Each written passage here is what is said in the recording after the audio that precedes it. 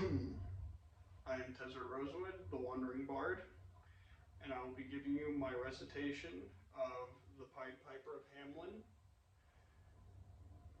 starting now. The story I'm about to tell you, takes place around 1390 in the town of Hamelin, Germany. Now, the town of Hamelin was a beautiful city. She had large towers, a beautiful high wall. But there was one problem that the town had that no one could seem to fix. And it comes with little skitters and scurries and little squeaks. But it was rats. Now, the town of Hamelin had hired several rat catchers and exterminators to try to take care of their little rat problem.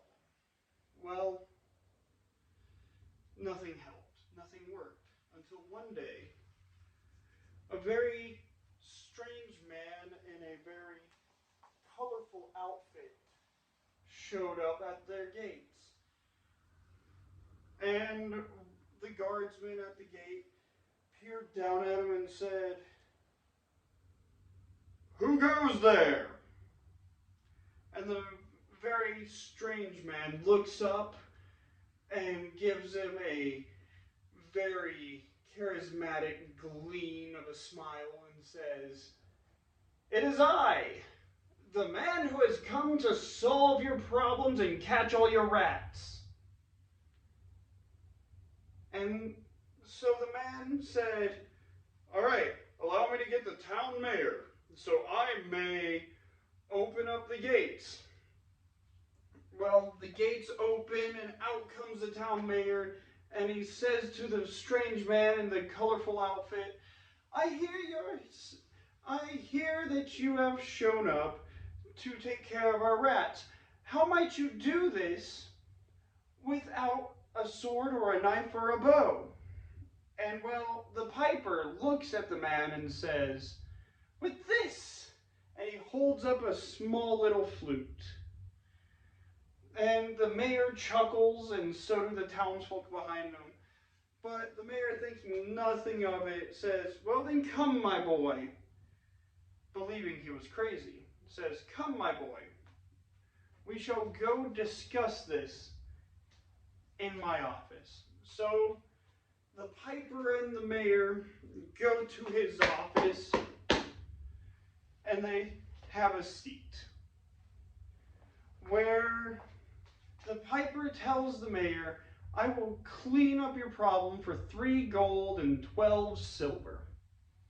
And the mayor, not believing that the man would be able to take care of the rat problem with the very pretty flute, says, "Yes, yes, whatever you want."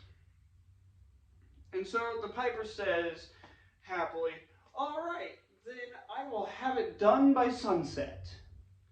So the piper takes off and he starts skipping up and down the streets, playing his pipe, playing a very beautiful tune, just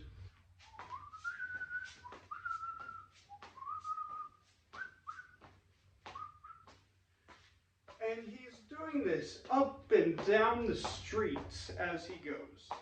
He goes up one and then down the other, then up another and down the other.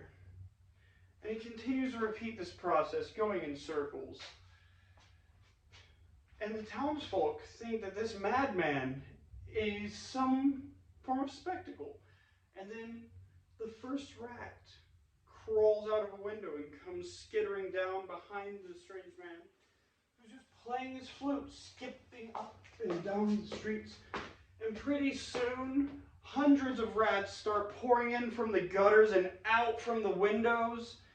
And they follow this man wherever he goes. And the townsfolk are staring there, dumbfounded, at this miracle that has happened. And finally, the man leads the rats out to the dock, still playing his pipe and skipping cheerfully. And he makes it to the dock, and he knows that it's about to be the tide. So he hops on the boat that is at the dock, and he takes the tide out, still playing his flute. And finally, all of the rats start jumping off and getting stuck in the mud, and the tide comes back in and drowns all of these rats. And finally, whenever the piper hops off, the mayor and the townsfolk come up, and they are in shock. And the piper says, "All right, Mayor, I have come to collect my payment. 3 gold and 12 silver. And the mayor, knowing that his coffers have been bled dry because of all the rat catchers and exterminators they've been hiring, says, "I'm sorry, sir, but we are very poor and we do not have that. Might we find another way to pay you?" The piper says, "No, you may not." And he says, 3 gold and 12 silver will do. And the mayor says, "But we ought not pay you because all you did was skip and play your flute. That is utterly ridiculous." So the piper says, "If you will not pay me, then I will get my payment in another form." So the piper says, "It's not even sunset yet. I shall take your children." And he starts broodingly and menacingly walking up and down the streets, playing a much darker tune opposed to the one that he was playing before, a much angrier and vile tune. And at first, the people of the village are watching this, and they get a chuckle out of it, and they say, "There's no way he'll ever be able to take my child. They're smarter than the rats," one would think.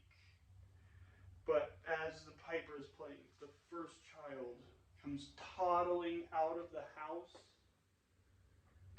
and sees the piper playing and follows him. Pretty soon, another one, and another one, and another one, until he has all but 2 of the children of the town of Hamlin following him. The other 2 children, one was too sick, and the other one was deaf, and they could not follow the flute. And at sunset, the piper waltzes out of the gate, still playing his dark and angry tune. And the children are all following him along to their imminent demise. And as they walk into the forest, it's not known what happened to those children as they walked into that forest, but it's still believed that you can hear their screams to this day. And that was the Pied Piper.